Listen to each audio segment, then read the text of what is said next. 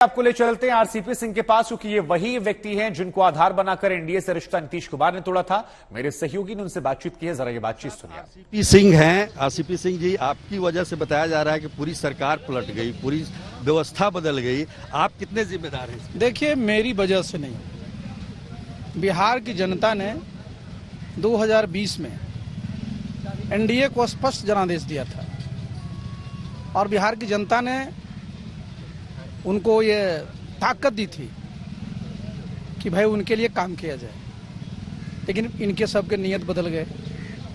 अब बताइए साहब, पूरा का पूरा जनादेश जो 2020 का था उसका हरण कर लिया गया और आप दूसरी जगह जाके बैठ गए और मुझे दोषी बना रहे हैं। अरे 2020 में ही जब आपको लग रहा था कि बड़ा भारी, समझिए कि जिसको कहते हैं कि वो भीतर घात हुआ है, बड़ा साजिश हुई है, तो यही तो संख्या उस समय भी था। उसी समय यही इसी प्रकार का वो था, आप ले लिए होते। देखिए, ये बेबुनियाद है और इस प्रकार के आरोप में कोई दम नहीं है। इन लोगों ने तय कर लिया था, मन बना लिया था कि भाई हम लोगों को अपना पाला बदलना है। लेकिन मैं इस बात को कह रहा हूँ कि बताइए साहब, कितने बार पाला बदलिएगा? 94 में बदले, 2013 में बदले, 2017 में बदले, 2020 में बदले। कौन जवाब देगा? जवाब इनको देना पड़ेगा। अच्छा, ये बताइए, पाला क्यों बदला इन्होंने? क्या इनको लगता है कि प्रधानमंत्री के उम्मीदवार बन जाएंगे? अरे देखिए, मैंने इस बात को कई बार कहा है कि प्रधानमंत्री का उम्मीदवार बनना अपना लोकतंत्र है। अपने देश में संविधान जो भी 25 वर्ष के ज्यादा का नागरिक है उसको अधिकार देता है, क्वालिफाई करता है। लेकिन प्रधानमंत्री बनने के लिए आप जानते हैं सुजीत जी कि 545 यहाँ लोकसभा की सीट है, 50% बहुमत चाहिए, 273 चाहिए। तो 273 आएगा कहाँ से जी, मुझे बता दीजिए। तो इसलिए इस तरह की जो ख्वाब लोग देखते हैं, लोग जिस प्रकार की बात बता देते हैं, उसमें कोई भी समझिए सच्चाई नहीं है। लेकिन लोग इसी गलतफहमी में जीते हैं, तो स्वाभाविक है किसी प्रकार के जनादेश का हमेशा अपमान करते रहेंगे। आपने कहा कि 7 जन्म में नहीं बन पाएंगे। सवाल ही, मैं तो फिर बोल रहा हूँ, सवाल ही नहीं उठता है जी।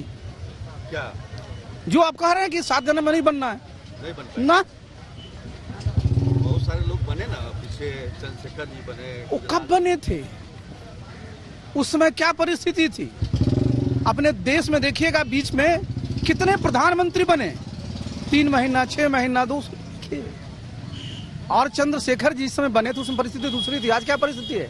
अच्छा, एक बात बताइए कि आप मंत्री बिना उनको बताए कैसे बन गए? आप केंद्र में कैसे? तो जरा सोच लीजिए साहब, जरा देखिए, मैं 2 बात को खुलासा कर दूं सुजीत जी। बिना उनके अनुमति के मैं मंत्री शपथ ले लेता।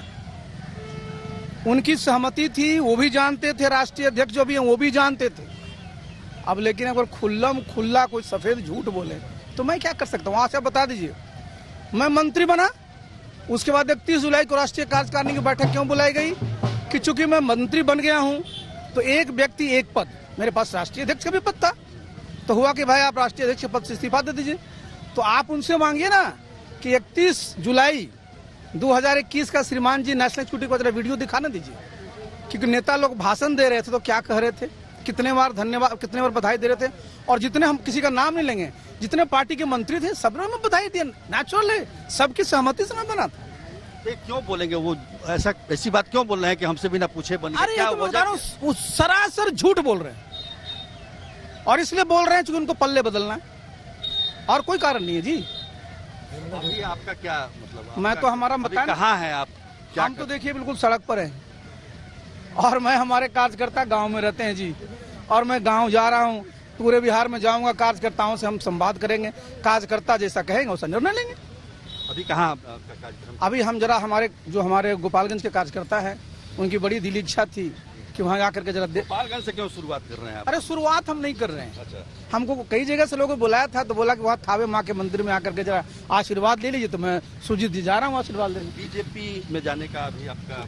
तो मैंने बताया ना, मेरे सारे ऑप्शन खुले हुए हैं जी। मैं तो कार्यकर्ताओं से बात करूंगा, जो कहेंगे करेंगे। बीजेपी जा सकते हैं? क्यों नहीं? तो ये थे आरसीपी सिंह, जो कि कह रहे हैं कि नीतीश कुमार झूठ बोल रहे हैं। नीतीश कुमार झूठ बोल रहे हैं और उन्होंने मंत्री पद उनके सहमति से ही लिया था। कैमरामैन दीपक कुमार के साथ सुजीत कुमार झा, पटना दरियापुर आज तक।